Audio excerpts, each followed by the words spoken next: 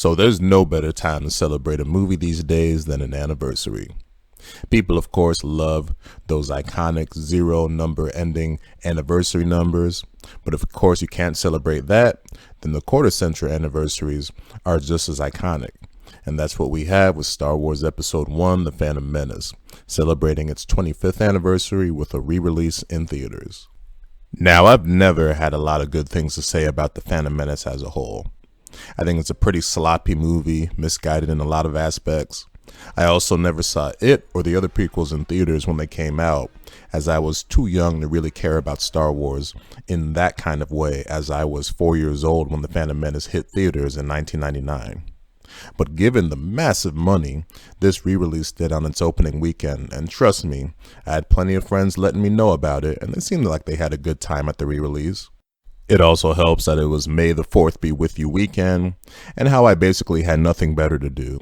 So I decided to check it out in theaters, and maybe a little of that in-theater magic would help me appreciate the film a little more like others do. To give you a reminder of the plot, and I'm basing this on the opening crawl at the beginning of the movie, turmoil has engulfed the Galactic Republic. The taxation of trade routes to the outlying star systems is in dispute. Hoping to resolve the matter with a blockade of deadly battleships, the greedy Trade Federation has stopped all shipping to the small planet of Naboo. While the Congress of the Republic endlessly debates the, alright, I'm sorry. What the The movie's just barely started, and I'm hearing it's a movie about taxation, trade routes, Congress debates. Given how clearly a lot of elements in this movie are dumbed down for kids, mainly the humor coming from certain characters, to have a movie where so much of its plot is based on taxation, trade routes, debates is a pretty baffling decision. And the scenes that do focus on this stuff, which there's a fair amount of them, are a complete snooze fest. My God, is it boring. Thankfully, the whole movie isn't like that though, and there's some legit good stuff here. Like most others, I loved Qui-Gon Jinn. Liam Neeson just killed it in the role. Great voice, great presence, great hair. That hair is fantastic. It just sucks though that we only got to see him in one Star Wars film, but he clearly stands out as easily the best element in the movie. I feel similar about Obi-Wan in this. Ian McGregor has always been consistently great in the role. Believe it or not, I even didn't mind young Anakin Skywalker here. I know that young actor at the time, Jake Lloyd, took a lot of shit for his performance, but honestly, I've seen much worse performances from child actors, and I honestly thought he was fine. I don't have a lot of good things to say, though, about Natalie Portman's performance in this, but I blame that mainly on the direction she was given. The one character that was clearly not fine here, though, was of course Jar Jar Binks, a legendary character for many not-so-great reasons. In my lifetime, the only characters to consistently ruin a movie this much were Skids and Mudflap from Transformers Revenge of the Fallen. Mudflap, what are we gonna do with this shrimp taco? Just bump a cap in his ass, throw him in the truck, and then nobody gonna know nothing, not me. Yeah, not in my trunk. Like those two robots, there's that weird, awkward racial stereotype thing going on for Jar Jar Binks here. But even if you don't completely buy into that, he's just obviously a super annoying character. You know, every scene he's in, he's just bumbling, stumbling, and fumbling all over the goddamn place, and at no point do you get a break from it. Clearly it was a character made to be stupid fun for the kids, but man, does he dumb down this movie by at least 50% in basically every scene that he's in. Now, for years I've continuously heard about how great the pod racing scene is, and personally I find it to be just okay at best.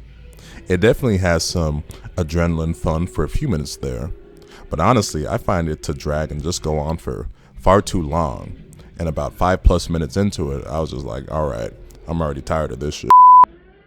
Now, in addition to the pod racing scene, there's a whole lot of spectacle in this movie. Whether it's the space battles, the ground battles, the backgrounds, and the aliens. But I just don't think the CG has aged very well, unlike something like the first Jurassic Park, which came out 6 years prior, and still looks good if you ask me. Here you just get a bunch of sloppy, poorly thought out, designed alien creatures that kind of miss the point of why fans love the practical alien aesthetic from the original trilogy. Now, when the movie is more down to earth, figuratively speaking, of course, when it's just those conversations between Qui-Gon and Anakin and his mom, and even Anakin and Padme, I didn't mind those scenes. That's when it works, but unfortunately those scenes are dispersed in between a whole lot of bullshit. The crown jewel of the movie, though, is definitely the final duel between Qui-Gon Jinn, Obi-Wan versus Darth Maul. You know, there's a whole lot of fast-paced, fun choreography, plus that amazing theme in Duel of the Fates, and you get something pretty fun here. Unfortunately, never has there been a character that has gotten more praise for doing less than Darth Maul, but he definitely got his time's worth in that final battle. All the other action around this scene was kind of a mixed bag for me. I, believe it or not, kind of liked the stuff with Anakin in the ship with R2-D2, though I thought the stuff with Padme and the guards was pretty boring, and I f***ing hated all the stuff with Jar Jar Binks and the other Gungans in the open battlefield. Like I said, the CG is just so sloppy and has not aged well at all. So yeah, and overall, my opinion of this film didn't really change. Again, there's some legit good elements here, but overall, I do think it's still a pretty sloppy and misguided movie in a whole lot of aspects. So, 4 out of 10 P uses for Star Wars Episode 1, The Phantom Menace.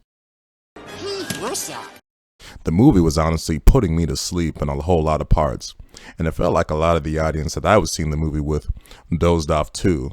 Not really reacting too much. This was definitely no Shrek 2 re-release. That was a phenomenal re-release atmosphere. But to my amazement, when the movie was done, there was a decent amount of people that did applaud in that auditorium.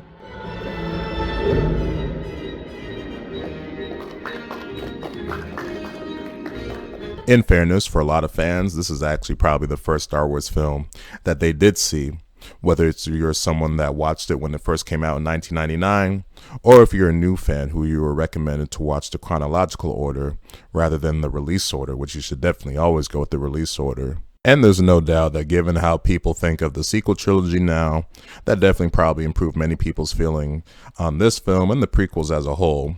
But deep down, I'm pretty sure many know that this movie, The Phantom Menace, like, yeah, this is bull. In case you're wondering, though, I don't feel that way about the whole prequel trilogy as a whole. I thought Episode 2, Attack of the Clones, though very uneven and probably a little too long, was just okay. And I legit really liked Episode 3, Revenge of the Sith, especially its final hour, which was phenomenal. I can't wait to see that re-release next year for its 20th anniversary. So that'll do it for this review of Star Wars Episode 1, The Phantom Menace re-release. If you made it to the end of this video, thank you for watching.